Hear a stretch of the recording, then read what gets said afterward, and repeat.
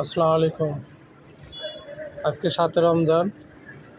তো যাই হোক, এই যে সারাদিন রোজা রেখে আমরা যারা গার্মেন্টস শ্রমিক, গার্মেন্টসে চাকরি করি, কত কষ্ট করে। এখন বাজে কত? এখন 8টা 35। এই যে ইফতার করে আবার ডিউটিতে আসা, আবার ডিউটি করে বাসায় যাওয়া, আবার মনে করেন যে রান্নাবান্না করা, খাওয়া। এই রান্নাবান্না খাওয়া করতে করতে 10টা 11টা 12টা। যাদের বাসা দূরে তাদের যাইতে সময় লাগবে 1 ঘন্টা আধা ঘন্টা। তা মূলত এদের নামাজ পড়বে কখন?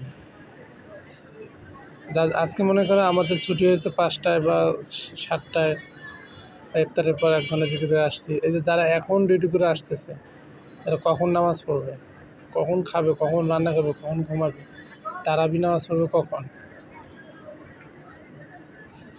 গার্মেন্টসে চাকরি করলে তারাবি নামাজ রোজা সঠিকভাবে হয় না। এই হলো আমাদের জীবন, গার্মেন্টস জীবন।